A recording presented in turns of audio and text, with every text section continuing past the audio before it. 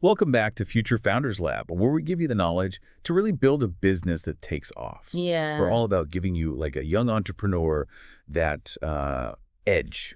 You know what I mean? We're going to unlock some really powerful insights, stuff about like capturing attention, building customer loyalty, and just making your startup irresistible. Okay, so, like, how do we do that? It's all about understanding the psychology behind like why people choose one product over another. And this isn't just theory. We've got real-world examples to make these concepts really click. Absolutely. Okay, so I think the first thing any entrepreneur struggles with is, just getting attention. So much noise out there. How do you even cut through that? Well, you got to think about the brands that really resonate with you, right? The ones you feel a real connection with. Yeah. I bet they're not just selling a product, they're telling you a story. That's so true. I've always been drawn to brands with, like, a strong purpose, a story you can really get behind. Exactly. And that's what we're unpacking today, the power of story. It's like a secret weapon for entrepreneurs. It is like a secret weapon. Yeah, Because, let's face it, we need all the help we can get, right? absolutely. And stories are powerful. They tap into our emotions, help us make sense of the world, connect with others, and ultimately make decisions. When you weave a story into your brand, you're not just selling a product, you're inviting people to a movement. I love that. It is more inspiring. It's not just selling a product. It's so much more than that. Think about the problem your business solves and how you can frame that as part of a bigger narrative. Okay. Like, what's the challenge your customer is facing? What are their aspirations, their fears? How does your brand help them overcome those obstacles, achieve their goals? So it's like we're giving them a roadmap, but to a better version of themselves. Precisely. And that's what makes stories so powerful. They provide context, meaning a sense of purpose that goes way beyond features and benefits. Okay, I get it. But how do we actually make a story that resonates with our people, our target audience? Well, it starts with truly understanding your customer. What are their pain points? What are their dreams? What keeps them up at night? So really getting in their head, figure out what makes them tick. Exactly. Once you have that understanding, you can build a narrative around it. Think of it like the hero's journey. Your customer is the hero, facing a challenge, and your brand is the guide. Okay, yeah, I like that, the hero's journey. Offering the tools, support, helping them overcome it. I like this analogy. It's much more actionable. And don't forget emotion. People connect with stories that make them feel something, whether it's inspiration, hope, or even just belonging. So it's not just a logical story. It's got to have that emotional core. Exactly. You want people to feel something when they hear your story. You want them to be moved, inspired, maybe even challenged by it. Okay, so we've got this killer story, right? It resonates, but how do we make sure it cuts through the noise? I mean, every brand's trying to tell a story, right? That's where authenticity is key. Your story needs to be genuine and true to your brand. People can smell a fake a mile away, so don't even try. That makes sense. People want to connect with, like, real people, not a manufactured image. Right. Be honest, be vulnerable, let your personality shine through. That's what makes it memorable and relatable. Okay, so we've got our story, resonates with our audience, but how do we make sure they keep coming back? We're not looking for a one-hit wonder. We want those loyal customers. Well, that's where habit-forming products come in. And it's not just for like tech companies. Any business can benefit from understanding how habits are formed. Habit forming. Okay, you've got my attention. Tell me more about these habit-forming products. Think about the stuff you use every single day without even thinking. Things like your morning coffee routine, checking social media, even just brushing your teeth. Those are all habits, and they're powerful because they become part of your life. I plead guilty to checking social media way too often. We all have them, right? And the key to building habit-forming products is to understand what drives those behaviors. So we're kind of hacking people's brains, figuring out how to make them crave our product. Not exactly hacking, but we are tapping into the psychology of triggers, actions, rewards, and investment. Okay, so break that down for me. What are these triggers, actions, rewards, and investment things? All right, let's start with triggers. A trigger is anything that prompts a user to take action. Could be an external cue, like a notification on your phone, or an internal feeling, like boredom or loneliness. Basically, anything that makes you think about a specific product or service. Exactly. Once the trigger is there, the user performs an action. Could be anything from opening an app to actually making a purchase. So the action is what we want the user to do. Right. Then comes a reward. This is what makes the user feel good about taking the action. could be something tangible, like a discount, or something intangible, like a sense of accomplishment. So we're rewarding them for using our product. Exactly. And the final element is investment. This is anything the user does that increases their commitment, like creating an account or filling out a profile. So the more invested they are, the more likely they are to stick around. Exactly. By understanding those four elements, you can design products that are inherently habit-forming. Fascinating.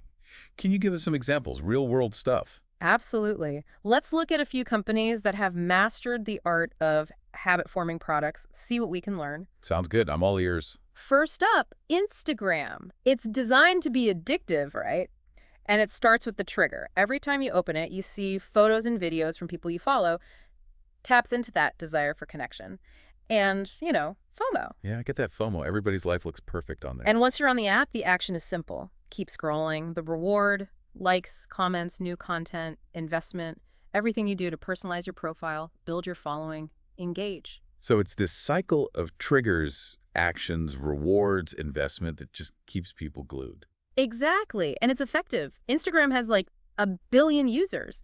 People spend almost half an hour a day on there. That is a lot of scrolling. Okay, how about an example that's like less techy, something more tangible? Sure. How about Starbucks? They've turned coffee into a habit. I do have my Starbucks routine. Gotta admit it. What keeps you coming back? The coffee's great, but it's the whole thing. The baristas, the atmosphere. It feels like a treat, Exactly. They've created triggers, actions, rewards, and investments that make it irresistible. For many, the trigger is needing caffeine, but they've also created others. The smell, their logo, even the sound of the machines. They're hitting all our senses. Then once you're there, the action is simple. Order. The reward is that first sip. The investment. Personalizing your order, the rewards program, making it a routine. I'm seeing how these principles can be used for any business, not just specific products. It's about understanding the psychology and creating an irresistible experience. This is great, but is there a downside to habit-forming products? Can we, become too reliant on these tricks? It's a valid question. We gotta be responsible and use these tools ethically. Create things that are truly beneficial to our customers. So it's a balance between engagement and respecting our customers. Exactly. We want products people love and use, but not exploit them or create unhealthy dependencies. Super important point. I'll be keeping that in mind. Good. And remember, the best products solve a real problem and make lives better. So focus on value, not just getting them hooked. Precisely. Do that, and you'll build loyalty that lasts. This has been a great start to our deep dive. I'm already feeling inspired. Me too. We've just scratched the surface. There's so much more to learn about success. All right, so we've talked about storytelling, about these habit-forming products, but how do we take it to the next level? How do we get everyone talking about our brand? Yeah, you want that buzz, right? That word-of-mouth magic. That's where the science of contagiousness comes in. It's about understanding what makes things go viral. Viral, okay, yeah. Yeah. Like a secret formula for going viral? Not exactly a formula, but there are these, proven principles that make ideas stickier, more shareable. We can remember them with the acronym STEPI. Acronyms, love them. Okay, break down these STEPIs for me. First, we've got social currency. Does sharing your brand make people look good, feel like insiders, maybe give them bragging rights? So make them feel like they're in the know. Exactly. People want to be associated with something unique, desirable, something that kind of elevates their status. Okay, I get it.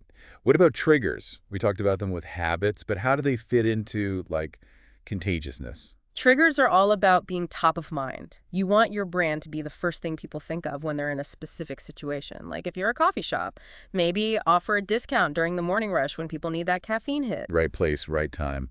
Make it a no-brainer. Exactly. Make it easy to remember you and take action. Gotcha. Okay, what's next in the STEPIs? Emotion.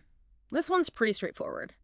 Does your brand evoke strong feelings? Things that make people want to share. Heartwarming videos, inspiring stories, even just funny stuff. That human connection stuff. Get you right in the feels. Exactly. We're emotional beings. When we feel something deeply, we're more likely to share it. That's true. All right, what about the P in STEPIs? It stands for public. Is your brand visible? Easily shareable? Think about those products with really distinctive designs, brands that encourage user-generated content, or campaigns that get people talking offline. So, make it easy to show off that they love your brand. Exactly. The more visible it is, the more it's going to spread. Makes sense. We're on a roll here. What about practical value? This is all about usefulness. providing information or solving a problem people actually care about, like how-to videos, life hacks, insightful stuff. Give them something they can use, real value. Exactly. When you provide real value, they see you as trustworthy, a resource. They'll recommend you. Okay, last but not least, stories. We've talked about their power, but how do they make a brand, contagious? This is where it all comes together. You weave your brand into a story that people will want to retell. Think about those legendary brands like Nike or Apple. Their stories are more than just products. They're about aspiration, innovation, you know, changing the game. You want your brand to be part of something bigger, a story people want to be a part of. Exactly. You want it to be the hero of its own epic tale, and you want your customers to feel like they're in on the journey. This is great stuff. Yeah. But how do we know, which of these principles to really focus on? It seems like a lot to juggle. It depends, right? Your brand, your audience, your goals. You don't need to hit every single principle for every campaign. Be strategic. So it's like a custom blend, finding the right mix. Right. And remember, you got to experiment, test things out, see what works best for your audience. There's no one size fits all. Trial and error, I can do that. But is there a risk of, going overboard? Can we focus too much on going viral and lose sight of what's important? It's a good point to bring up. Virality is awesome, but it's not everything. Right. It can't just be about chasing likes and shares. The best brands, they build real connections, create value, and keep their promises. So balance the hype with those real, genuine values. Exactly. And often going viral happens naturally when you create something amazing, something people genuinely want to share. So focus on awesome, the rest will follow. Exactly. Build a brand people love, trust, and then give them a reason to spread that love. This deep dive into contagiousness, it's been eye-opening. I'm already thinking about applying this to my own stuff. But before we wrap up this part, I have one more question. Shoot. Okay, so we've talked about attention, building habits, going viral, but how do we keep the momentum going? Turn that initial spark into long-term success. The million-dollar question, right? Every entrepreneur wants to know. There's no single answer, but there are key principles to help you build a business that thrives. Okay, I'm all ears. What are those principles? First, you gotta have a strong foundation, a clear vision, a compelling brand story, and really understand your target market. So a solid game plan. Exactly. You wouldn't build a house without a blueprint. Makes sense. Yeah. Okay, what else? Next, focus on value for your customers. Deliver on your promises, exceed expectations, and always be innovating to meet their needs. It's not just about making money. It's about building those relationships. Exactly. You want them to feel like they're getting more than just a product or service. They're part of something special. Like a community. Exactly. And speaking of community, building a strong, engaged one is crucial. They're your biggest asset, your most loyal advocates, your best source of feedback. So how do we build that thriving community around our brand? Create a space where they feel welcome, valued. Could be an online forum, a social media group, or even just a regular newsletter. A place where they belong. Exactly. You want them to feel like they're part of something bigger, something they connect with, contribute to. This is great, but it sounds like a lot of work to build this kind of community. It is work, but it's an investment. It pays off big time. All right, so we've got the foundation. We're creating value, building a community. What else? The business world's always changing, so you got to be adaptable. Stay up to date on trends, experiment with new tech, be open to feedback. So be agile, be ready to pivot. Exactly. You don't want to be the one left behind. Good point.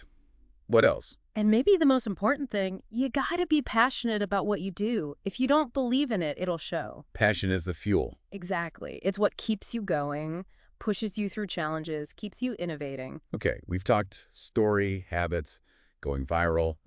But how do we keep people engaged long term? How do we turn that initial spark into, real customer relationships? Well, that's where surprise and delight comes in. You got them hooked, they're coming back, but now you got to keep things fresh, exceed those expectations. So going above and beyond, more than just the basics. Exactly. Think about a time a company really impressed you. It wasn't just meeting your needs. It was something extra, something that made you feel valued. Oh, yeah, I remember this online store. I ordered something, and they included a handwritten thank you note and some free samples.